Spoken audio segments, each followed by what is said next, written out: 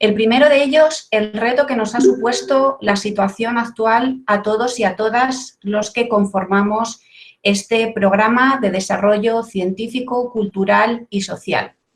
La coyuntura de los últimos meses ha implicado un importante esfuerzo de adaptación y aprendizaje en todos los ámbitos de nuestra sociedad y para todos los colectivos y grupos sociales. En nuestro caso, ha desembocado en una programación virtual diversa e interdisciplinar que, como han podido ver, está integrada por múltiples temáticas dirigidas al crecimiento personal a través del aprendizaje a lo largo de la vida, nuestra seña de identidad.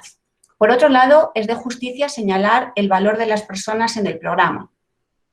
En primer lugar, el apoyo del rector de la Universidad de Salamanca, don Ricardo Rivero, de la vicerrectora de Docencia e Investigación Educativa, doña María José Rodríguez Conde, la comprensión y la capacidad de adaptación que ha mostrado la Gerencia de Servicios Sociales de la Junta de Castilla y León, que es quien financia este programa, el trabajo intenso y complejo de los coordinadores y coordinadoras de las distintas sedes, sin los que el desarrollo de este curso no hubiera sido posible, la participación de algunos estudiantes colaboradores en distintas etapas y actividades, el esfuerzo del claustro del profesorado y especialmente de vosotros y vosotras, el alumnado del programa, que habéis evidenciado la motivación y la ilusión por seguir aprendiendo a pesar de esta coyuntura inédita.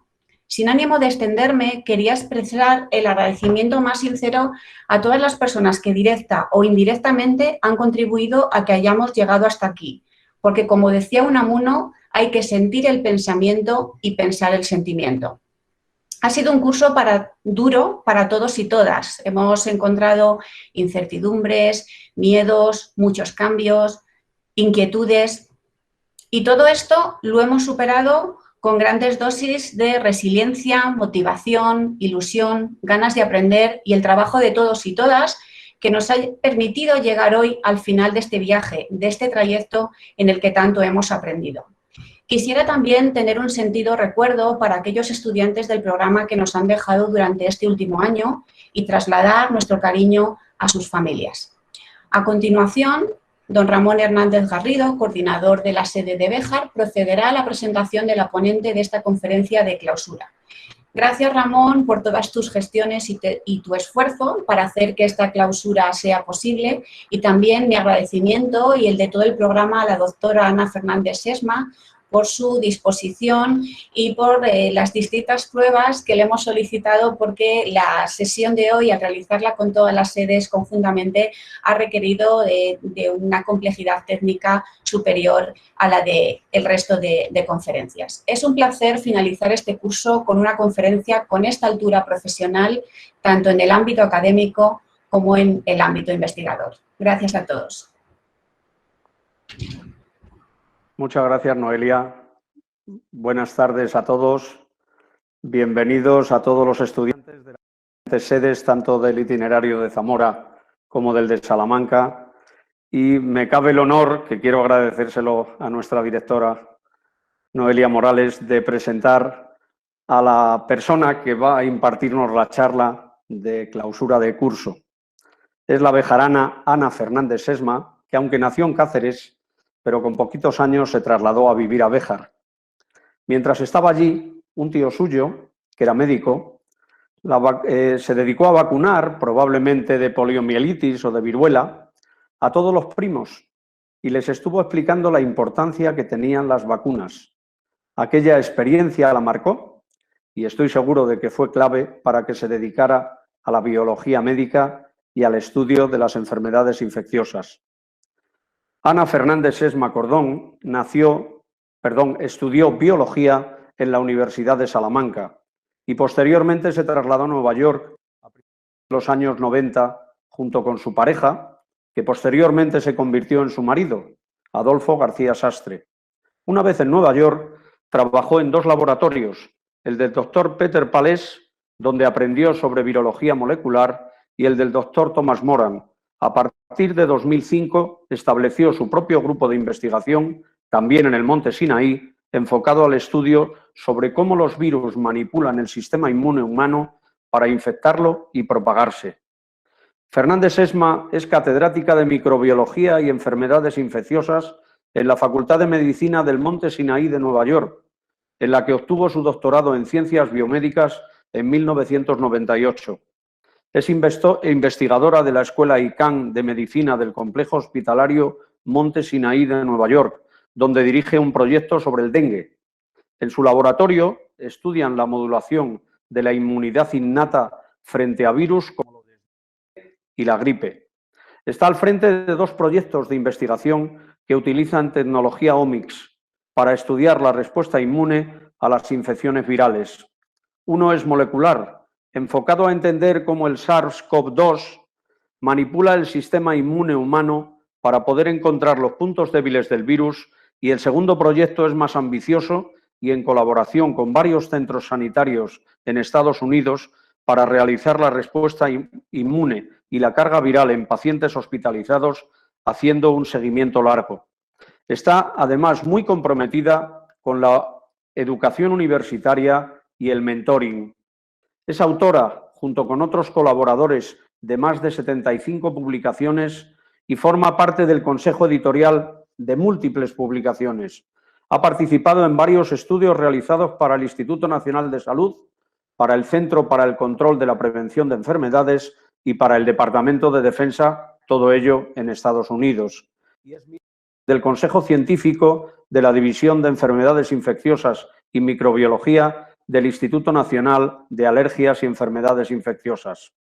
En 2013, Fernández Sesma fue nombrada mejor mentora de la Facultad para los becarios de postdoctorado. Su laboratorio ha recibido financiación del NIH y del Departamento de Defensa, y durante los últimos 4 años ha sido reconocido como uno de los 5 mejores. Además, el Blue Ridge Institute for Medical Research la considera la mejor investigadora femenina en proyectos de microbiología financiados por el NIH en Estados Unidos. Yo quiero, en nombre del programa, en nombre de la directora y de mis compañeros coordinadores y en nombre de todos los estudiantes, dar la bienvenida a la profesora Fernández Sesma, y con un profundo agradecimiento que quiero trasladarle. Decía nuestra directora antes, citando una frase que hacía referencia al sentimiento. Bueno, pues yo quiero hoy utilizar también 2 sentimientos que los hacemos común todos nosotros. Uno es de agradecimiento a ella por su participación en esta charla de clausura, pero también extensivo a todo el personal sanitario, a todo el personal investigador que están haciendo verdaderos esfuerzos por ayudarnos a superar este momento tan crítico que está atravesando la humanidad. Y también quiero manifestar un sentimiento de orgullo, y ese espero que todos me lo permitáis. Cuando vemos jugar a la selección española, cuando vemos jugar a Nadal, cuando vemos jugar a tantos deportistas en diferentes modalidades, uno se siente orgulloso como español de estar representado tan dignamente. Bueno, pues hoy yo, como bejarano, me siento muy orgulloso de estar representado en este mundo que está tratando de investigar y de trabajar por sacar adelante el momento difícil en el que vivimos, diciendo de una persona como Ana Fernández Sesma. Me siento muy orgulloso de ti, quiero agradecértelo públicamente, quiero agradecerle también a tu hermana Cristina, que ha sido la mediadora, el que hayamos podido contactar contigo, y nada más. Todo queda para ti y a partir de ahora todos nos pondremos a escuchar y a aprender de ti. Muchas gracias, Ana. Gracias a vosotros, gracias a ustedes. Me siento verdaderamente honrada de dar esta conferencia de clausura. Yo soy alumna de la Universidad de Salamanca, con lo cual doblemente orgullosa, no solo por ser bejarana, sino por haber estudiado en la misma universidad y siempre lo he llevado con mucho orgullo ser alumna USAL. A ver, voy a silenciar, yo creo que no me da eco, entonces no me va a hacer falta silenciar mi ordenador. Voy a abrir la presentación y simplemente lo que quería decir era que he intentado poner cosas que me pregunta la gente, que yo entiendo que hay mucha ansiedad, mucha preocupación, muchas dudas, ¿no? Porque es el tema científico que Por desgracia, este año se está tratando mucho, pero en años anteriores o en otras épocas la gente no tenía conocimiento de la labor que se hacía en ciencia, ¿no? Y en investigación. Entonces, al menos me alegra que ahora mismo se esté viendo lo que hay por detrás de todo este trabajo que se hace y por qué hemos podido hacer las cosas a la rapidez que se han hecho, porque gracias a toda esta investigación básica que se lleva haciendo durante décadas, hemos conseguido realmente dar un avance increíble, por ejemplo, en el tema de las vacunas y otras cosas que mencionaré. Y quiero empezar la charla hablando del privilegio que tenemos en España, en Estados Unidos, en muchos de los países tenemos el privilegio de tener vacunas, que esto era impensable hace un año, que pudiéramos tenerla y que pudiéramos estar al nivel que estamos de vacunación. Este es mi grupo de laboratorio, estos somos todos cuando nos pusieron la vacuna, y yo me la puse en diciembre de este año porque estamos trabajando con el virus, nos dieron prioridad en el hospital, con lo cual fue bastante emocionante para nosotros recibir la vacuna cuando entonces todavía mucha gente no la estaba recibiendo. Y realmente tenemos que alegrarnos porque hay muchísimos países en el mundo que todavía no tienen vacunas. Entonces, mientras no haya una división o que se distribuya más igualitariamente en el mundo, va a ser difícil que acabemos con la pandemia, pero estamos en buen camino y en buenas manos. Quería empezar hablando del virus porque se ha hablado mucho y habrá muchas cosas que todo el mundo sabe, pero quería dar un poquito de perspectiva, ¿no? Es un virus que es conocido ahora mismo, pero no era muy conocido, y es un virus de RNA, de ARN, y lo que significa es que el genoma de este virus es ARN, que es más conocido ahora porque las vacunas están hechas por ARN. Entonces, es un virus que para los virus de ARN es bastante grande comparado con otros como el de la gripe o como el de dengue, y tiene una envuelta lipídica que está, como indica aquí, esta es una foto real del virus en un microscopio electrónico, pero el tamaño es un tamaño, obviamente no se puede ver en un microscopio normal porque sería como 120 nanómetros, que es comparado con un cabello humano que son 80.000 o 100.000 nanómetros. Entonces es muy pequeñito, y hay 4 coronavirus que conocíamos que causan enfermedades, catarros comunes, con lo cual no causan enfermedad grave. Pero conocíamos 2 coronavirus zoonóticos, que significa que provienen de animales, que ya sabíamos que habían causado epidemias, como el SARS-CoV coronavirus 1, que causó epidemias muy graves en el 2002 y 2004, pero se pudo parar, y el MERS, que venía de camellos en el Oriente Próximo, que también causó enfermedad bastante letal, pero no se convirtió en pandemia y no causó problemas graves. Pero lo que fue importante de estos 2 virus es que se siguió haciendo investigación básica sobre los coronavirus porque se vio que tenían un potencial muy grande de causar pandemias o epidemias. Y entonces, gracias a esa investigación básica, hemos podido estar en una posición para diseñar vacunas para el coronavirus 2, porque si no hubiéramos tenido esa financiación continuada y ese apoyo, hubiera sido mucho más difícil porque no hubiéramos sabido por qué proteína empezar y porque era un virus relativamente nuevo.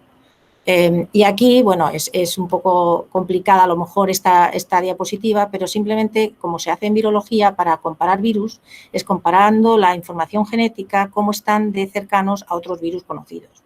Aquí está el coronavirus 2 de ahora y este es el coronavirus 1. Pero los que están alrededor, los que están más cercanos, son coronavirus de murciélago. Y luego por aquí casi todas las especies que están cercanas en cuanto a la información genética son de murciélago, por lo cual es por lo que se piensa y lo que se está dando la mayor credibilidad a que el origen ha sido de un salto entre murciélagos y humanos, pasando a lo mejor por otro animal.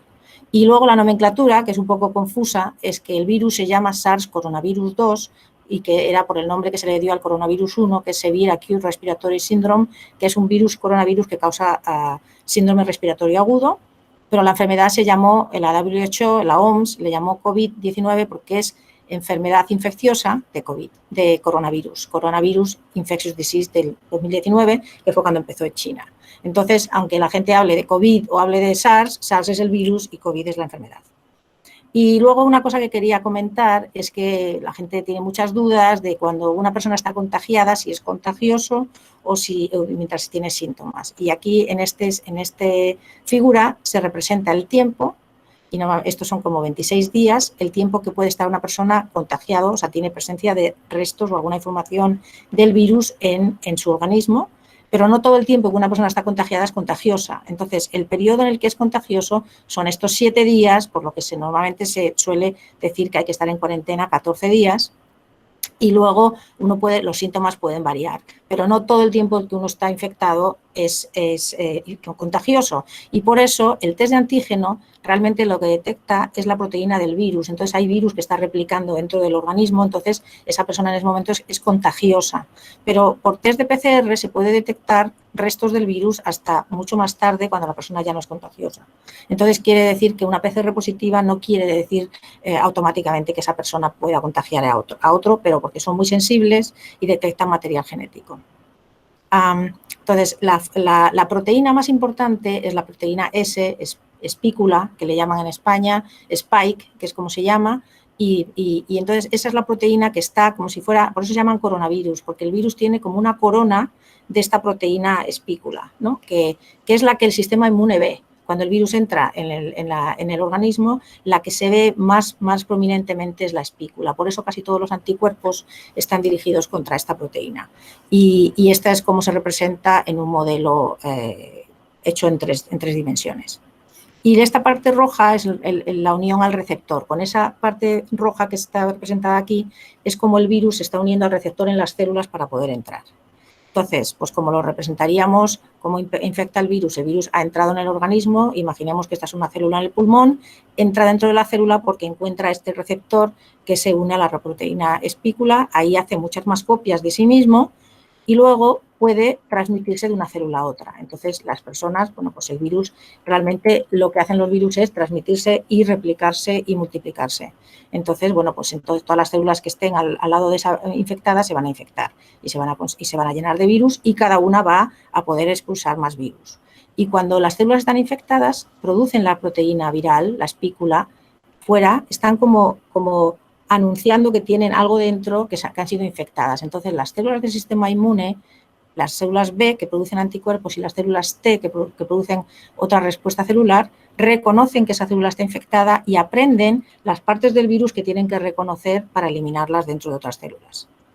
Entonces, lo que tenemos durante la infección es cuando se produce antígeno, cuando hay ARN del virus en el organismo, pero la respuesta inmune tarda un poquito en producirse. Estos son los IgMs y IgGs que se miden en los test de serología, que son realmente los anticuerpos que hemos hecho porque hemos reconocido partes del virus.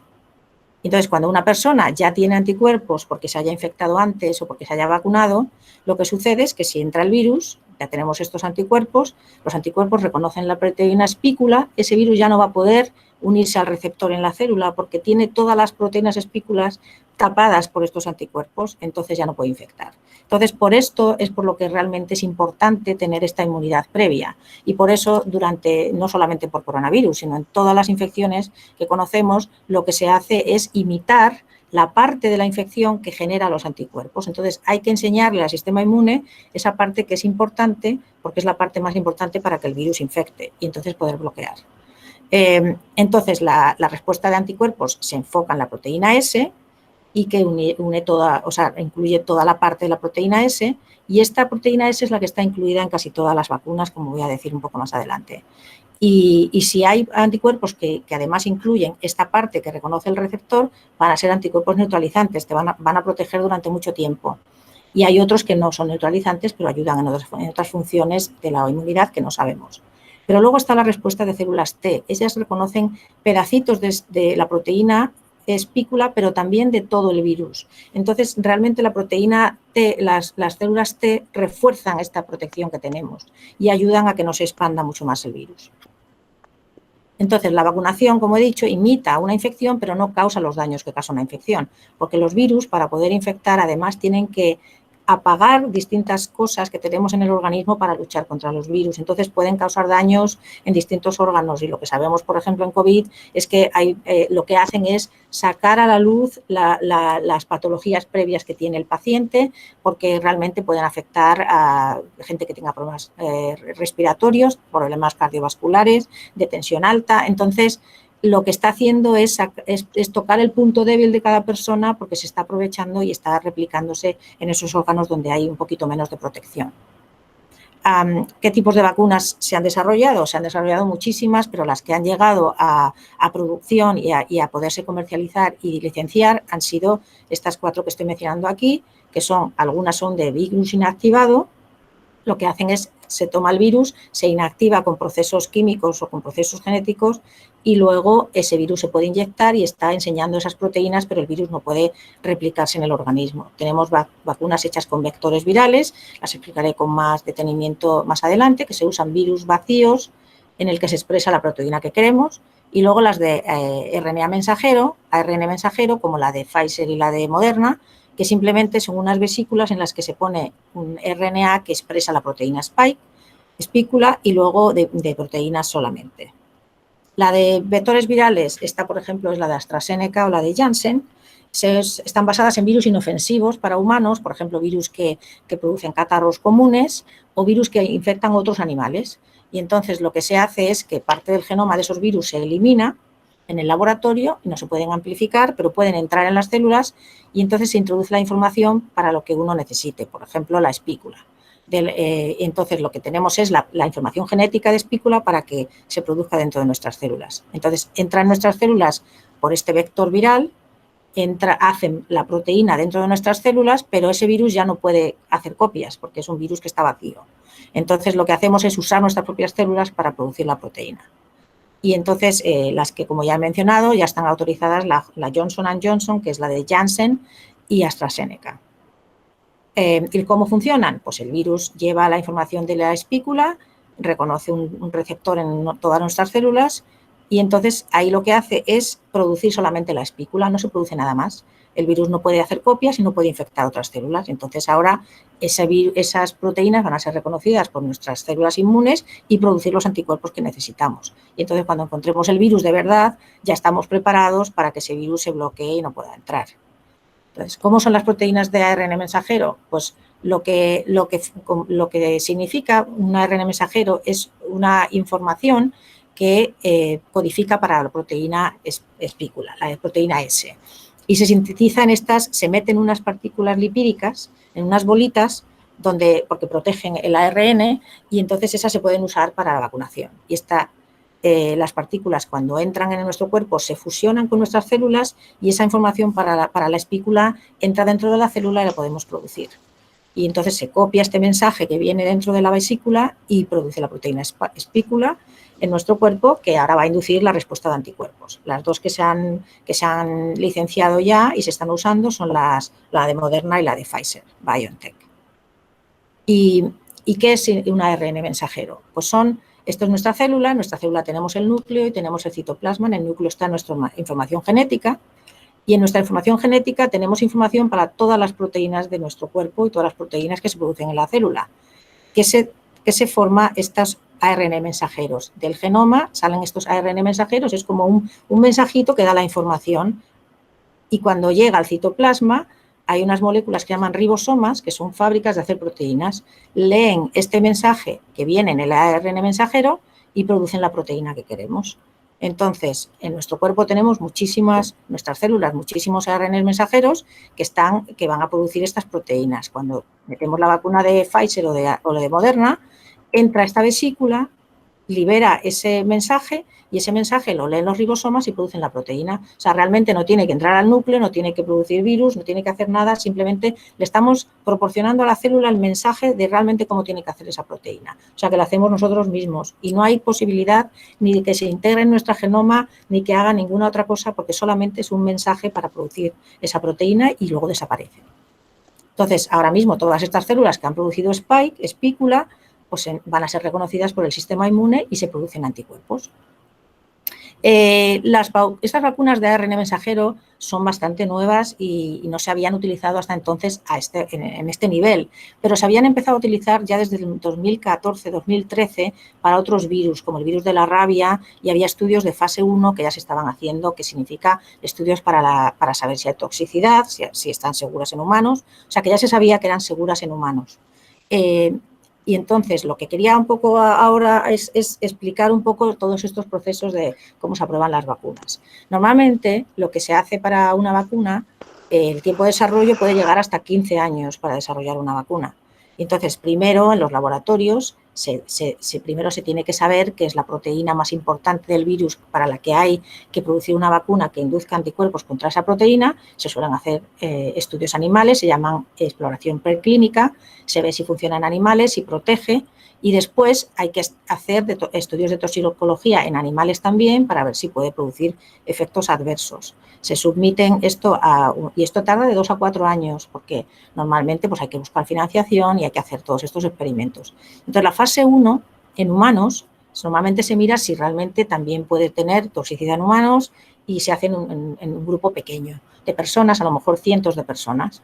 Luego se pasa a una fase 2 en la que se sube a miles de personas y además se está probando distintas dosis. Se mira si todas las dosis funcionan igual, se tiene que hacer, por supuesto, un grupo que no tenga la vacuna. Y luego la fase 3 en la que hay miles de personas que reciben la vacuna y miles de personas que reciben el placebo. Entonces se comparan los grupos. Estos resultados de estos estudios se submiten a la EMA o en Estados Unidos la FDA y tienen que ser aprobados, que sean seguros, que sean protectoras y que realmente el riesgo que te puede dar una vacuna el beneficio supere al riesgo. Y luego hay que producir en gran escala. Esto, por supuesto, lleva muchísimos años. ¿Qué ha pasado en este año pasado? Lo que tuvimos es que ya sabíamos qué proteína teníamos que enfocarnos, que era la proteína espícula, porque lo sabíamos por lo que había pasado con SARS-1. Ya había muchos trabajos que se habían publicado sobre SARS y MERS que nos sirvieron para por lo menos saber que eso ya se habían probado distintas vacunas con Spike que funcionaban. Entonces, todo esto se pudo hacer en meses, hacer todos estos estudios finales en animales.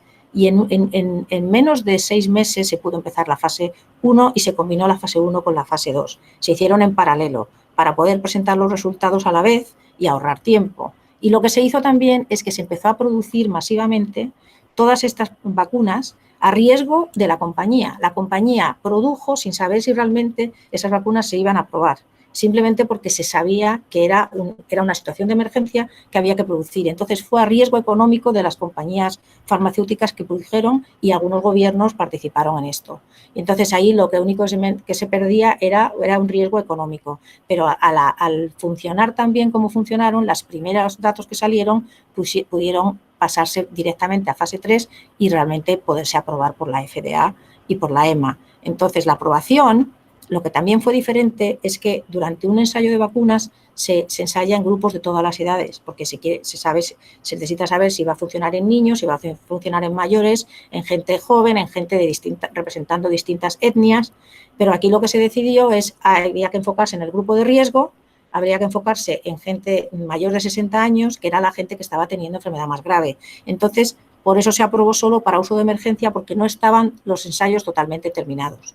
Pero se pudo aprobar para esa franja de edad y en estas circunstancias. Entonces, es una vacuna que no es obligatoria, pero es una vacuna que ha pasado todas las pruebas que se necesitan pasar para ser aprobada porque los datos han sido fiables. Pero lo que ha sucedido es que se ha hecho en 1 año y medio porque se han facilitado muchas de las trabas que normalmente hay y se ha hecho un esfuerzo colectivo por realmente enfocarse en los datos más importantes y poderla sacar cuanto antes.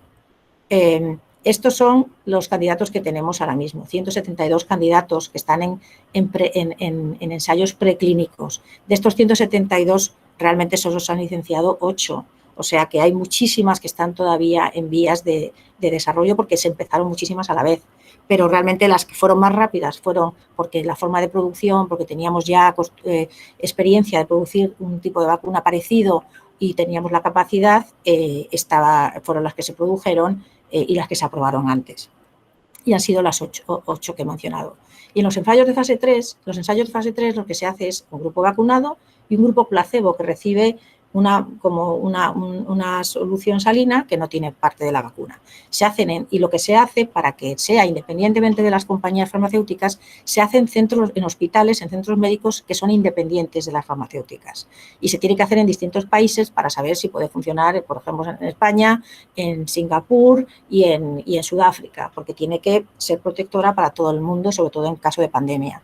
Entonces, hay un comité científico independiente que evalúa esos datos, o sea, eso no lo produce la compañía, y luego esto se tiene que decidir qué es lo que se va a considerar exitoso, si protege un 50%, un 60%, un 70%, o sea, eso tienen, ya esos baremos están aprobados de antemano. Entonces, ¿qué pasa? ¿Cómo funcionan? ¿Cómo se observan lo que sucede? Pues se vacuna el grupo vacunado, se da el placebo, se espera un tiempo y se ve cuántos del grupo vacunado se infectan con el virus real y cuántos del grupo placebo.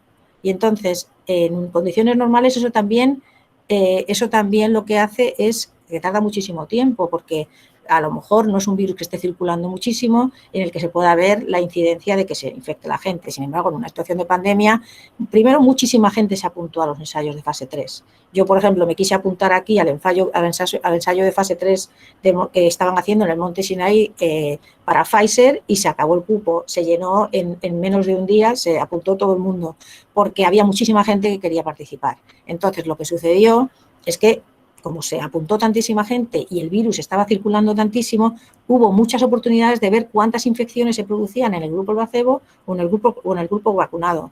Y entonces, ¿qué pasó con Pfizer? Pues, hay muchos datos, pero no quiero tampoco que todo el mundo se fije en todo, pero fueron 43.000 personas las que participaron en este estudio de Pfizer y solo se vieron 170 casos de COVID documentados, ¿no?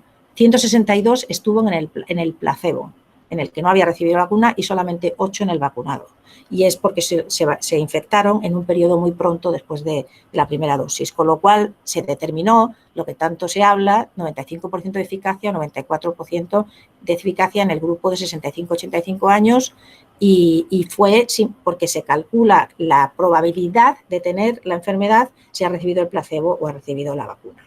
Entonces, se vio obviamente que era muchísimo dentro de tantísima gente y que había habido muy pocos casos de infección. Entonces recibió aprobación para uso de emergencia y en Moderna los datos fueron muy parecidos. Y la razón por la que Moderna y Pfizer son las primeras que se aprobaron es porque la forma de producir estas vacunas, que simplemente hay que meter este mensaje en el ARN mensajero en estas vesículas, es muy rápida. Entonces se puede sintetizar muy rápidamente, no hay que producirla en células de mamífero, no hay que producirlas en animales o en huevos, como otras vacunas que se conocen. Entonces eso les dio como una ventaja porque enseguida pudieron tener los datos y podérselos poner en fase 3. Y estos son los datos reales de cuando, porque además todas estas aprobaciones para la EMA o para la FDA son públicas. Entonces, todo el mundo puede ver los datos, todo el mundo puede estar en la aprobación. Yo estuve conectada 9 horas mientras estaba trabajando viendo cómo se estaban discutiendo todos los datos. Se les hizo preguntas a Pfizer, se les hizo preguntas, o sea, hubo muchísimas preguntas, y eso es bueno porque es muy transparente, es un proceso muy transparente. Y aquí en rojo, estos son los casos que se vieron ya en toda la gente, en los 43.000 personas que participaron. Los puntitos rojos son cuánta gente se infectó de COVID, se fue infectando, son los 179 que enseñé antes. Y aquí se ve el día 7 y el día 14. Los de azul son los que recibieron la vacuna y los de rojo son los que recibieron el placebo. Ya a partir del día 7, ya los que recibieron la vacuna ya no se estaban infectando de SARS, con lo cual se vio claramente que estaba funcionando la vacuna muy bien en ensayos clínicos. Y luego lo de la fase de Johnson & Johnson, lo bueno que tiene, la ventaja que tiene es que solamente se necesita una dosis. La de Moderna y de Pfizer se necesitan 2 dosis para tener, aunque ya, como aquí he indicado, después de la primera dosis ya estaba funcionando muy bien, pero se necesitan 2 para que la protección sea total. La de Johnson & Johnson es de una dosis y también participaron 43.000 personas y se hizo en Estados Unidos, Sudáfrica y la América Latina y demostró 72 contra síntomas severos y 85% de eficacia contra la enfermedad en todos los estudios que hicieron. Y 100% de protección contra hospitalización y muerte. Lo más importante es que todas las vacunas que se han aprobado hasta ahora protegen contra hospitalización y muerte. No podemos garantizar que vayan a proteger contra que alguien tenga una enfermedad, pero todos los casos que se han registrado de gente infectada han sido enfermedades leves, con lo cual eso es lo que se pretende y eso es lo que se ha conseguido. Y no ha habido casos de seguridad en el sentido de que no ha habido toxicidad. Y lo que ya se sabe, ya después de tantos millones de personas vacunadas, que parece que también reduce la transmisión y entonces cada vez se está viendo muchos menos casos en gente vacunada. De hecho, hoy había leído un artículo que decía que todos los casos que se están viendo en ingresos en UCI son gente no vacunada. O se están viendo que casi toda la gente que se está infectando ahora no están vacunados. Y bueno, están autorizadas, la de Johnson. Las de vectores virales como la de Johnson o la de AstraZeneca se llevaban ya usando mucho tiempo, desde los años 70 se habían producido y ahí está, perdón, que no la he traducido al español, pero se estaba usando en el ejército americano desde el año 71, o sea que son vacunas que se sabía que se podían usar. Y entonces, esta simplemente para poner aquí un resumen de las vacunas que están ahora mismo aprobadas tanto en Europa como en Estados Unidos, pero sobre todo en Europa está la de Moderna, Pfizer, AstraZeneca y Janssen. AstraZeneca es la que está aprobada en Inglaterra también y estas otras son algunas que se están ahora mismo en las últimas fases para la aprobación. Y luego aquí simplemente indicar que como se mide ahora mismo es cómo han medido cómo son de protectores los anticuerpos que induce cada vacuna. Entonces, cuanto más alto, más protegen. Entonces, lo que se ha visto es que las vacunas de RNA mensajero, son los que están produciendo unos niveles de anticuerpos muy altos. Y simplemente comparado, por ejemplo, con las de adenovirus o con la de AstraZeneca, pero bueno, dentro de lo que cabe son muy altos, estamos hablando de un 75% a un 90%. La vacuna de la gripe que nos ponemos todos los años da una eficacia de un 40-50%, con lo cual estamos hablando de vacunas excepcionales. Entonces, no hay que tampoco comparar si yo me pongo unas que esta es mejor, esta es peor. Son realmente excepcionales todas las vacunas que tenemos ahora mismo contra coronavirus. Y una de las razones es porque no hay muchas variantes y es una de las cosas que quiero hablar también un poquito, que puede neutralizar todos los virus que están circulando ahora mismo. Y luego lo que también se ha hablado mucho es la reacción a la vacuna. Todo el mundo habla que si tengo síntomas, es normal tener reacciones a las vacunas. Esto no solamente pasa con la vacuna de coronavirus. La vacuna de la viruela es una vacuna que produce unos síntomas fuertísimos. También tenemos la vacuna de la fiebre amarilla que se pone y es una de las mejores vacunas que existen y produce muchísimos síntomas después de la vacunación. Pero ninguno de los síntomas que produce una vacuna es peor que los síntomas que produce COVID. Con lo cual es una cosa pasajera y que es esperable. Y entonces eso es, por ejemplo, dolor de cabeza, puede dar un poquito de fiebre un día y lo que se ha visto es que las de adenovirus o las de RNA suelen dar más reacción que las de proteína recombinante o virus inactivado.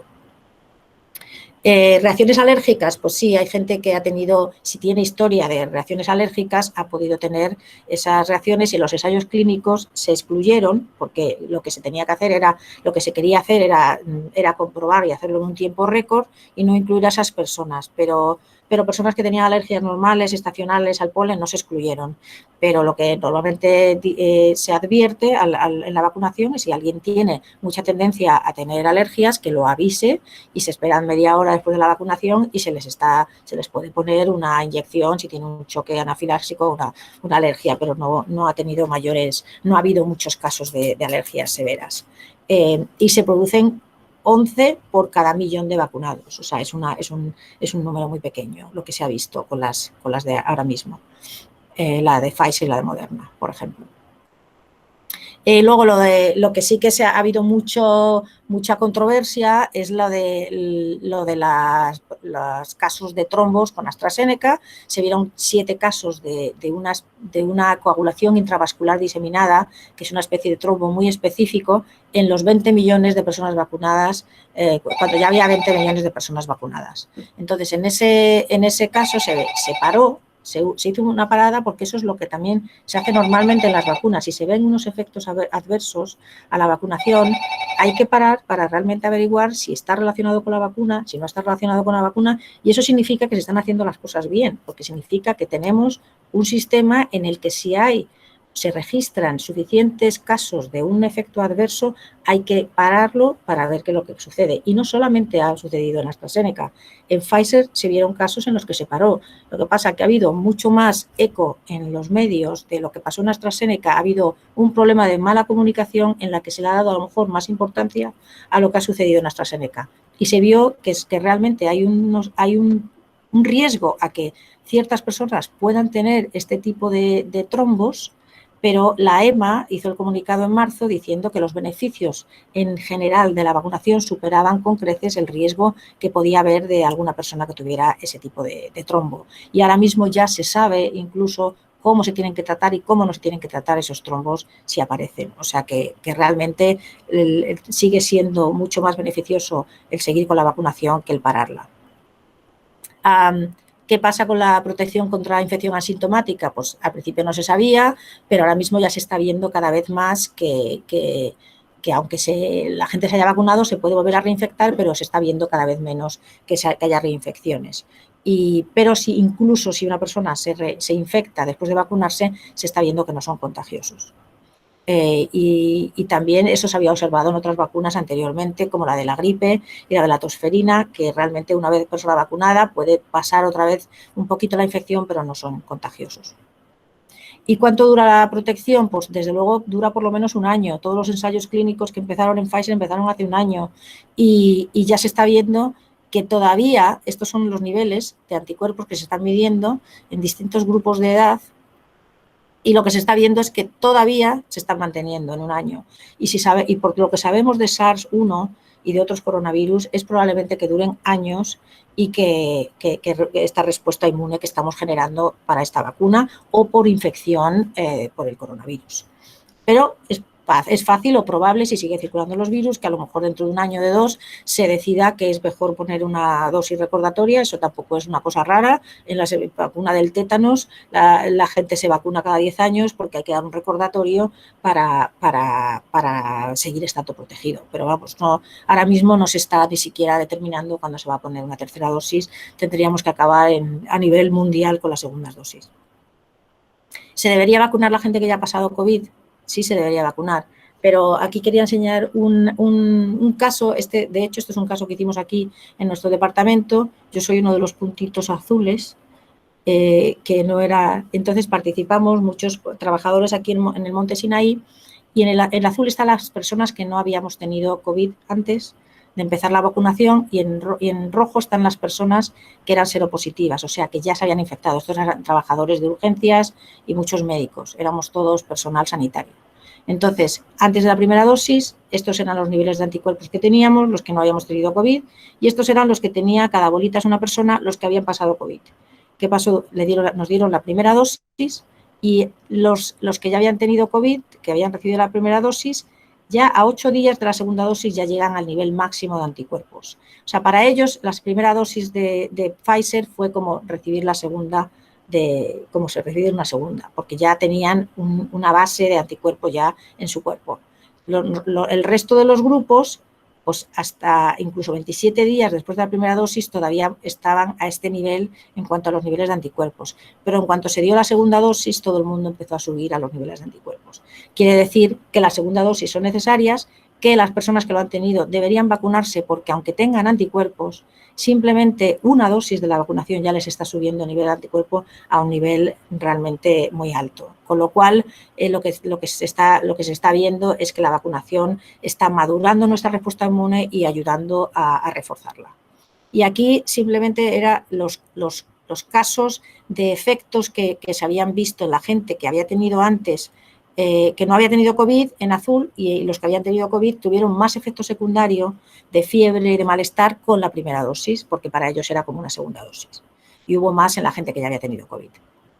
Entonces, quería un poquito mencionar lo de las variantes, porque hay mucha controversia y hay mucha información confusa. Entonces, realmente todos los virus, y especialmente los que son de material genético de ARN, cometen errores cuando se multiplican y cuando hacen copias de sí mismos.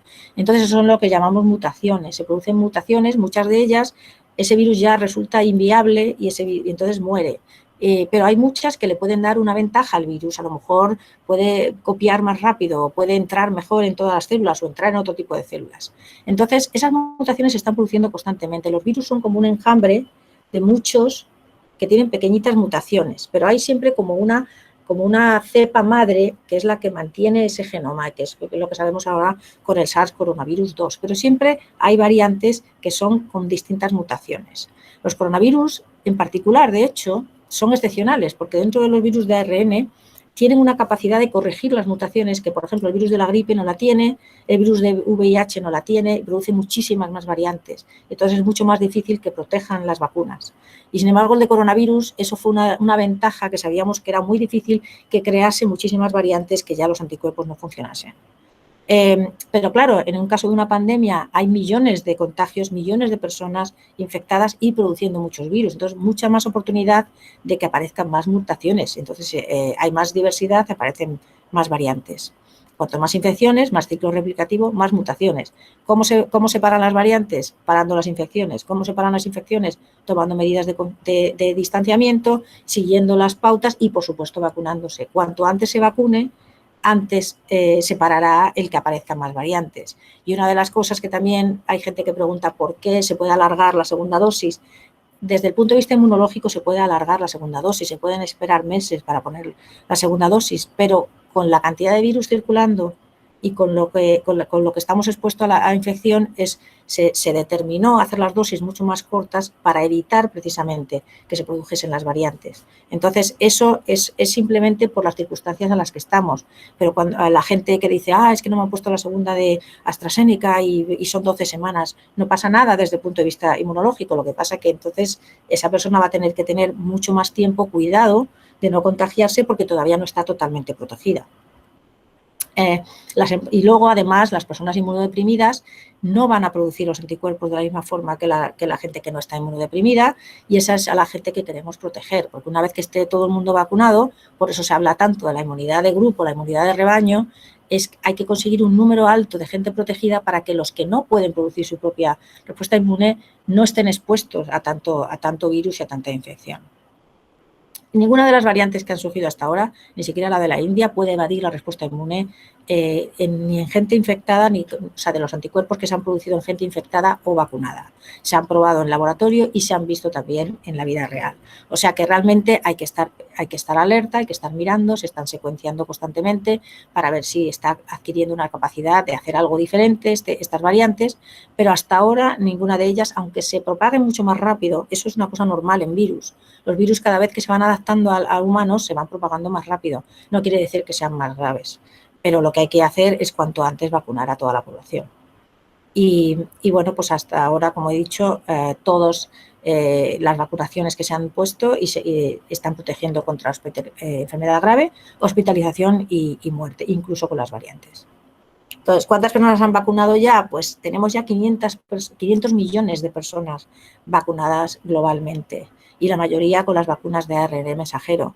Israel, por ejemplo, ha cubierto el 70% de su población, y en Estados Unidos ya tenemos 43% con una dosis, 43% de la población total que está vacunado con las dos dosis, y tenemos 54% mayores de 18 y 76% mayores de 65 ya con la vacuna puesta. En España hay un 25% ya de personas con las dos dosis, en adultos. Entonces, ahora, por ejemplo, la vacuna ya aquí en Estados Unidos se aprobó para adolescentes de 12 a 18 años, porque eso fue una de las cosas que se decidió en diciembre, no mandar los datos para aprobarlo para adolescentes o niños, porque no se había acumulado suficiente número de niños y adolescentes, y ahora ya, como estos estudios siguen funcionando, ahora mismo en marzo aquí en Estados Unidos ya se terminó la fase 3 para adolescentes, se presentaron los datos y se añadió a la aprobación de uso de emergencia.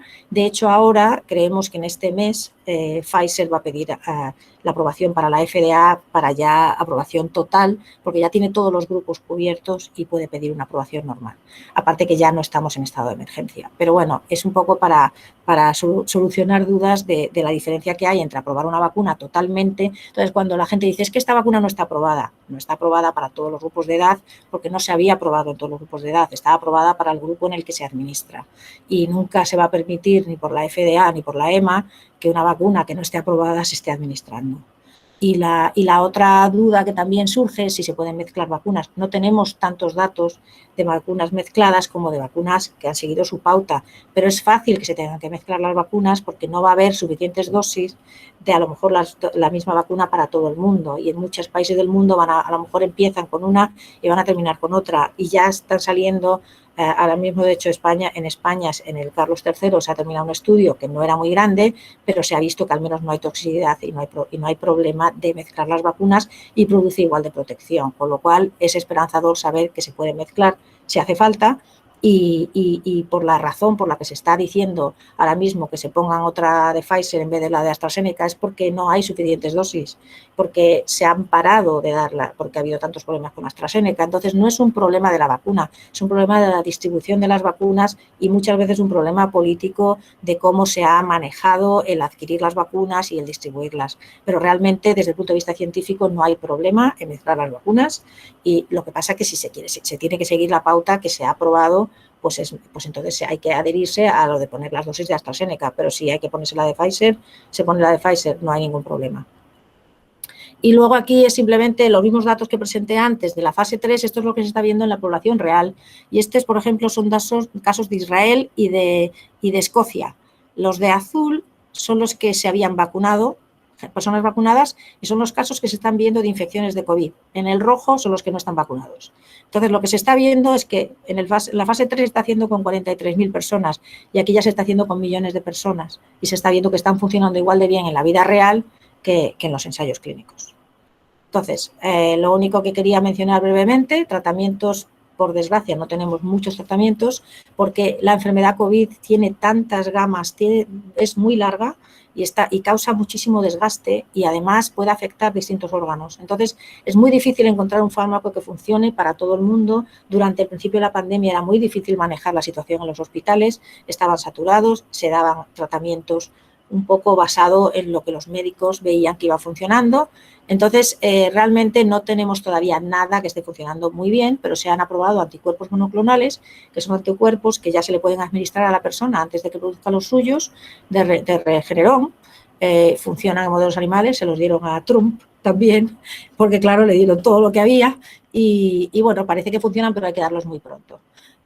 Plasma de gente convaleciente, hay muchos programas en muchos hospitales que recogen plasma de gente que ha pasado la enfermedad y entonces se puede identificar anticuerpos muy altos y estos se están administrando, pero se tiene que dar en intravenoso, se tiene que dar en hospitales, no es un tratamiento que se pueda hacer muy a gran escala. Remdesivir es el antiviral que más se está usando, está funcionando, pero tiene un efecto un poco modesto, no es que esté haciendo un efecto muy grande. La hidroxicloroquina no se está recomendando, hubo gente que la recomendó en muchos países, realmente no solo no se recomienda, es que es dañina y no se debería usar y se ha demostrado ya en muchísimos ensayos clínicos que no funciona.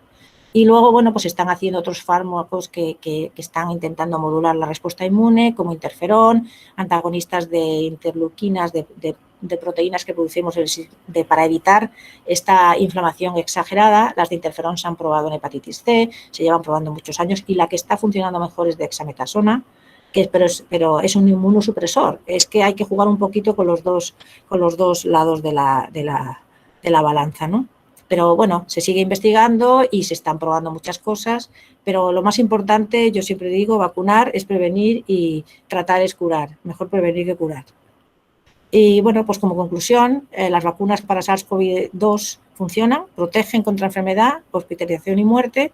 Hay datos de miles y millones de personas que indican que también protegen contra transmisión. Todos estos datos de fase 3 y de todas las personas vacunadas sugieren que son muy seguras. Hay casos, no se puede decir, en ciencia nunca decimos que nada es el 100%, pero hay muy pocos casos que se están registrando con tantos millones de vacunados en el que haya efecto severo. Y bueno, las vacunas nos devolverán a la vida normal y yo creo que este grupo precisamente es el que mejor lo sabe, ¿no? El poder ver a los nietos y el poder volver a hacer, porque es el grupo de riesgo. Entonces, estar en el grupo de riesgo y saber que hay salvación, que hay algo que nos va a permitir volver un poco a la vida normal, es muy esperanzador. Y a mí me da mucha pena ver la gente que intenta demonizar las vacunas y hablar mal de las vacunas cuando todos nosotros somos privilegiados. Yo creo que esta vacuna, a lo mejor nos hemos puesto en nuestra vida 15 vacunas, todos nos hemos vacunado. Nadie ahora mismo de la gente joven se acuerda de polio, porque no, gracias a las vacunas no existe polio. gracias a las vacunas no existe la viruela, o sea, y es un poco triste, ¿no?, que hayamos avanzado tanto en la biomedicina para que haya gente que quiera como desprestigiar, ¿no?, estos avances que hemos hecho. Y bueno, pues aquí los profesionales en esto seguimos aquí al pie del cañón intentando al menos desmentir bulos y aclarar dudas, que es lo más importante, porque es normal tener dudas porque hay un exceso de información y de información errónea o incompleta. Pero realmente yo creo que ha sido un avance tremendo, hemos tenido muchísima suerte y creo que casi todo el grupo que esté aquí estará vacunado, me alegro, y yo desde luego, mi madre está vacunada y en cuanto llegue a España la voy a dar un abrazo bien fuerte porque realmente llevo 1 año y medio sin poder ir a España y esto para la mayoría de la gente va a significar el volver otra vez a la normalidad. Así es que, bueno, pues estamos en un momento muy bueno y deberíamos de seguir así. Y bueno, pues este es el fin de mi presentación.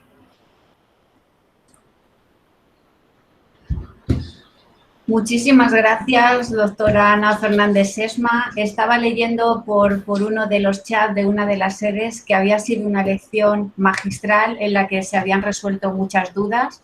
Precisamente ese es el objetivo de esta conferencia. A mí sí que me gustaría destacar la importancia de la ciencia y de la investigación, que es verdad que como la ponente que comentaba, se ha puesto en valor con esta circunstancia de crisis tan terrible, pero la ciencia y la investigación están ahí siempre y son las responsables de muchos de los avances de los que hoy disfrutamos de una manera innata y a veces sin percibirlos. Me gustaría destacar la tranquilidad que a mí personalmente me ha dado conocer un poco todo ese proceso de vacunas, todas esas garantías, porque estos datos a veces no se divulgan y creo que, bueno, actos como el de hoy es importante que se hagan pues para resolver las dudas de la población general, de quienes no somos especialistas en estas cuestiones, y de una manera, se ha notado ahí la vena didáctica de la ponencia, de una manera muy clara, pero al mismo tiempo cargada de contenidos, nos ha explicado muy bien